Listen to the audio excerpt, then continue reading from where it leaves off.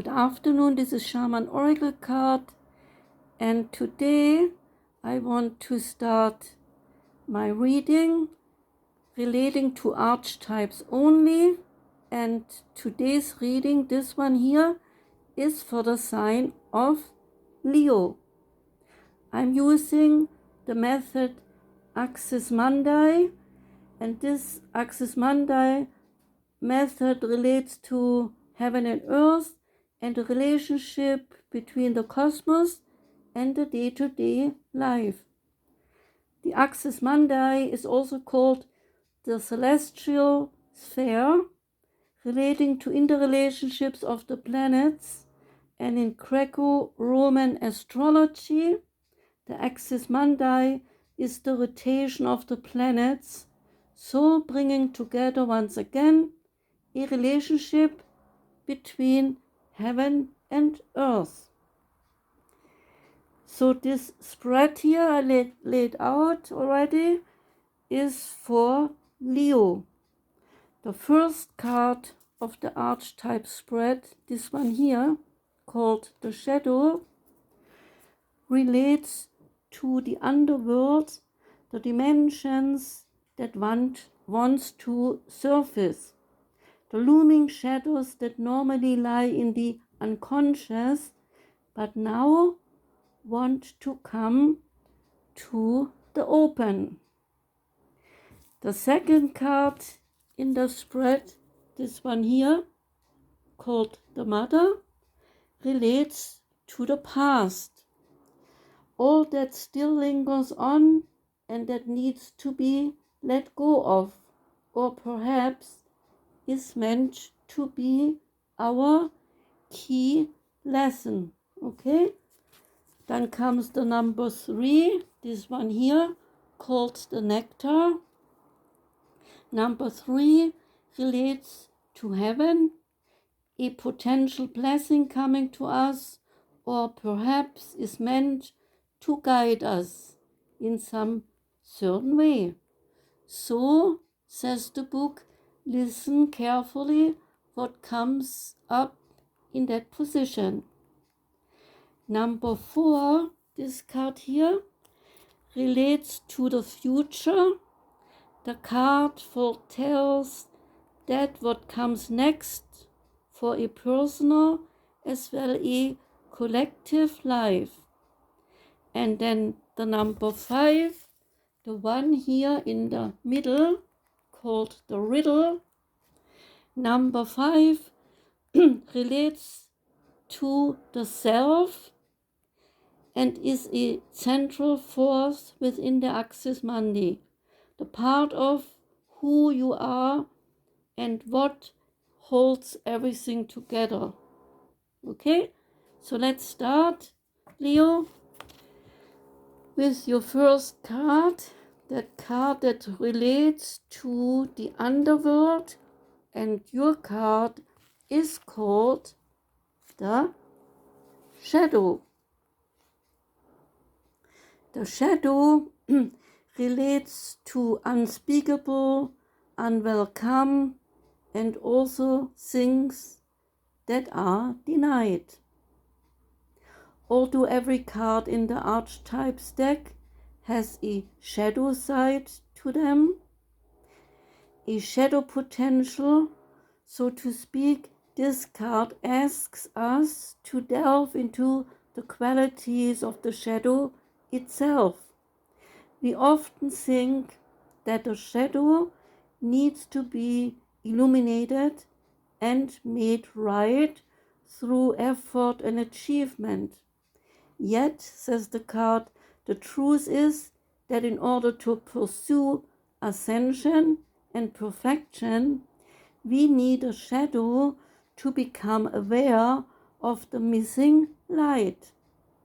When we reject parts of ourselves, we begin to separate from us and the world.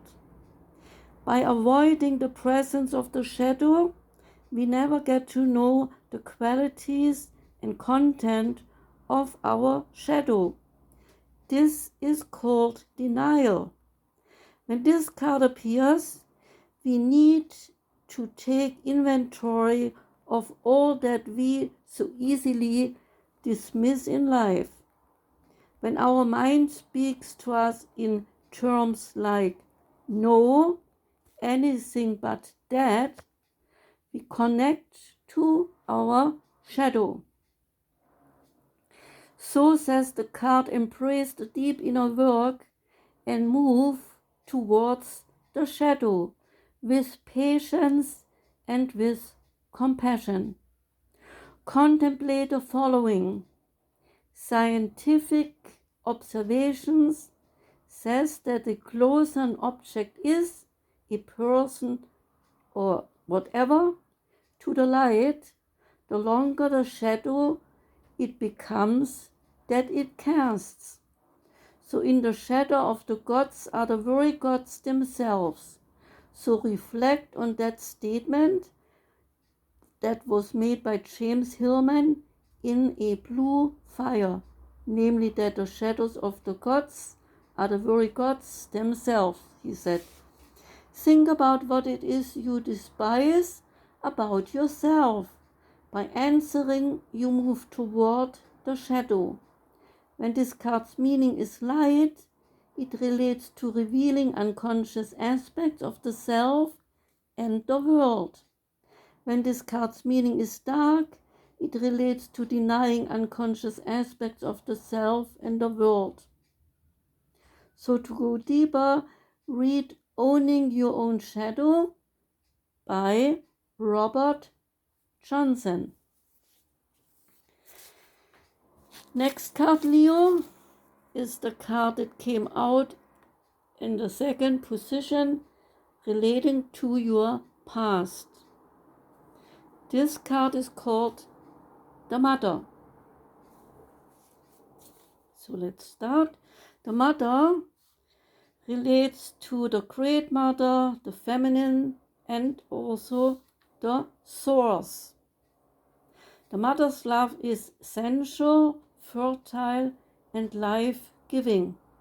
Each of our hearts beat for the first time in the warm womb of the Mother, sharing her resources to us while we become later that human being that is born. But the Mother's story is not as simple as that. The Mother of the earthly plane contains both light and darkness. The Mother is both nurturing and prohibiting. She gives, she creates, and she also clings and restricts.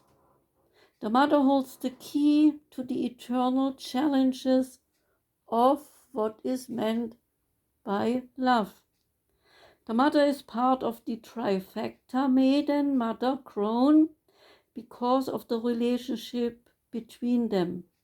So take special note when this card appears in the reading. Notice how the Mother archetype is expressed in nature.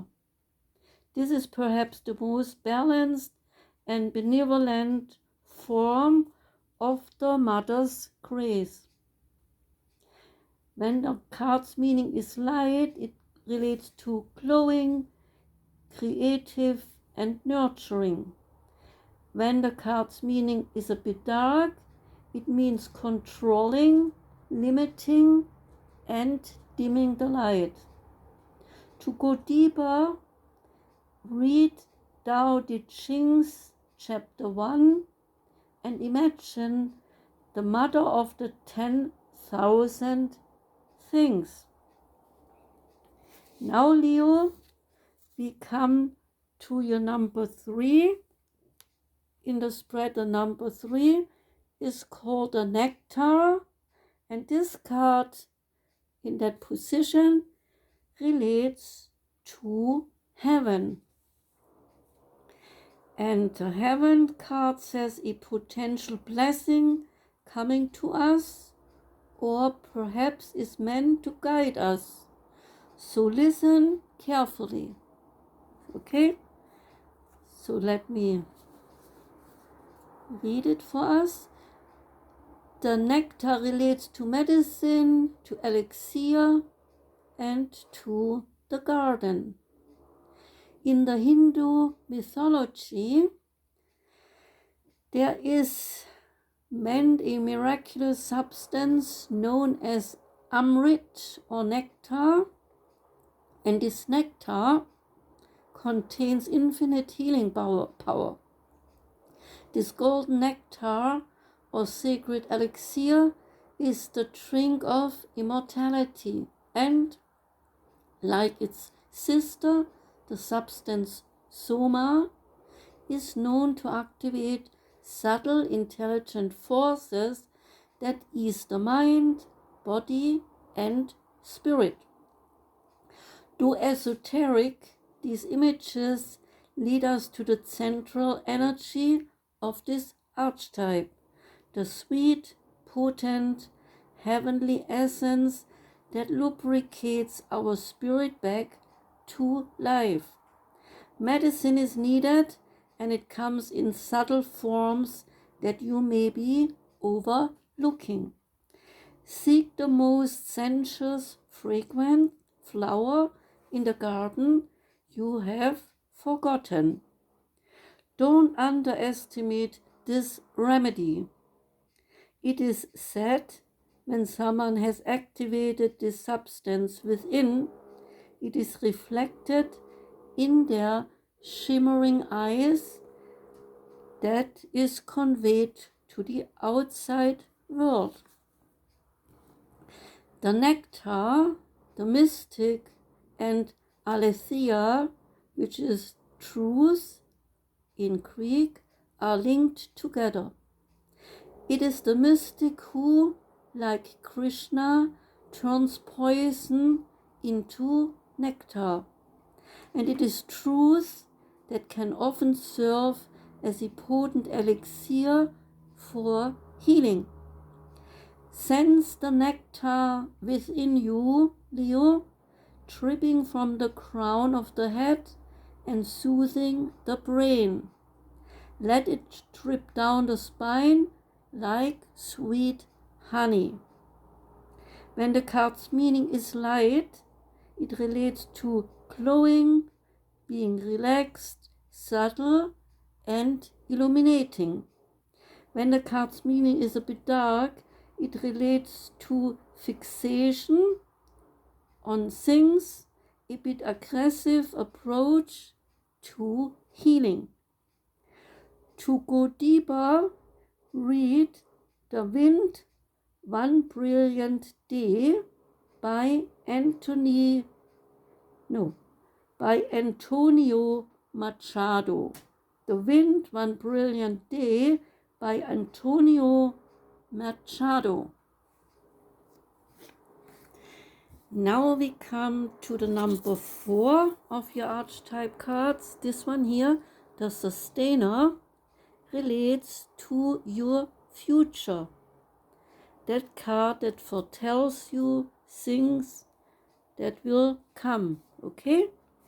And this card, the Sustainer, relates to Peacemaker, Upholder, and also the Preserver.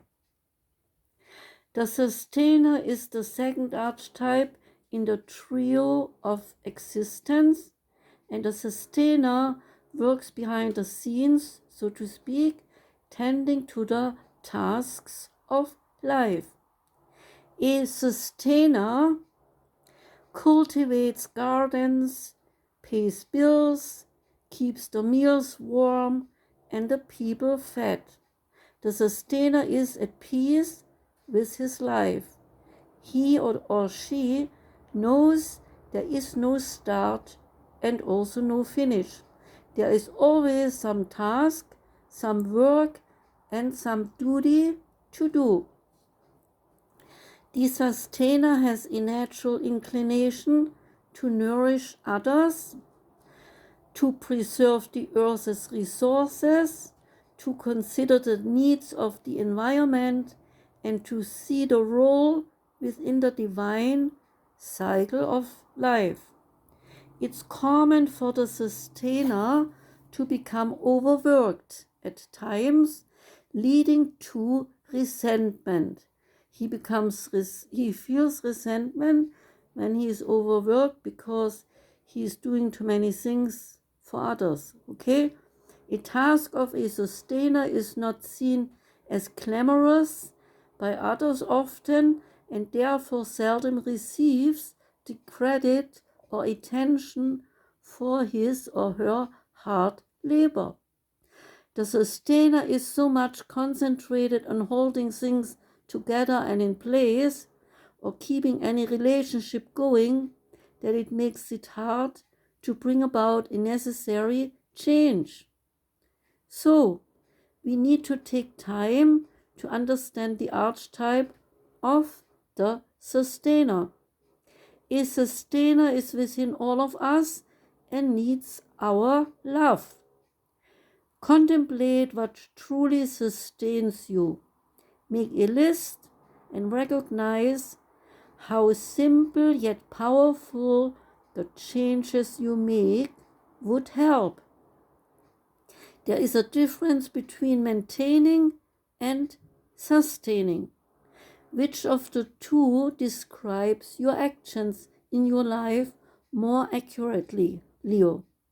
When this card's meaning is light, it relates to abundance, generosity, supportive behavior, and being reliable.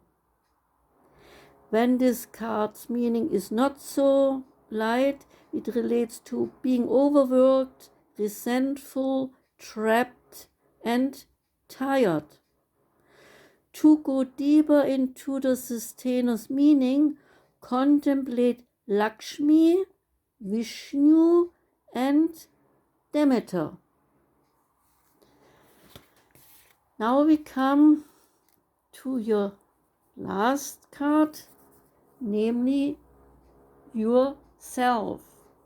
And the card that came up for you, Leo, is yourself's card called the Riddle. The Riddle relates to a central force within the Axis Mundi, the part of you that holds everything together. The riddle relates to the puzzle, the question, and also the mystery. When the riddle is present, one must stop searching for the right answer. The right answer cannot be found, and ultimately it is not important. Rather, there must be a shift from logic to mythical, from the literal to the metaphorical. You are thinking too small about the situation, says this card. The riddle card appears when the energy is deep and mysterious, like the elusive wisdom in a Zen koan. Focusing harder won't do it, and neither will increased effort. Time, surrender, and humor are now your only allies. What feels like the most pressing dilemma won't reveal its deeper wisdom for a long time. Eventually, you will learn a profound lesson from the riddle. For now, says the card, get comfortable with the limitations of your intellect and the reality of not knowing. It may, in fact, be the only reality there is.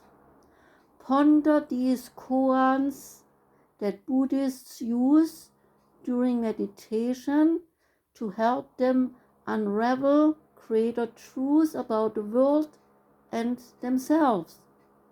The coin that is lost in the river is found also in the river. So Leo, think about that. What you have lost, you also will find again. So a riddle works best when you accept fundamentals. When the card's meaning is light, it relates to a great awakening or that so-called aha moment. When the card's meaning is dark, it relates to manipulation, deceit, and also trickery. To go deeper, practice the Buddhist I don't know mind. It's a Zen practice asking what is the ultimate meaning of the holy truth of Buddhism. So practice this Buddhist Zen practice I don't know mind. Find out what it is and then meditate on it. Okay? So that was the reading of the archetypes for the sign of Leo. I hope you enjoyed it, and I see you back next time when I will read for your sign again. Have a wonderful afternoon. Goodbye.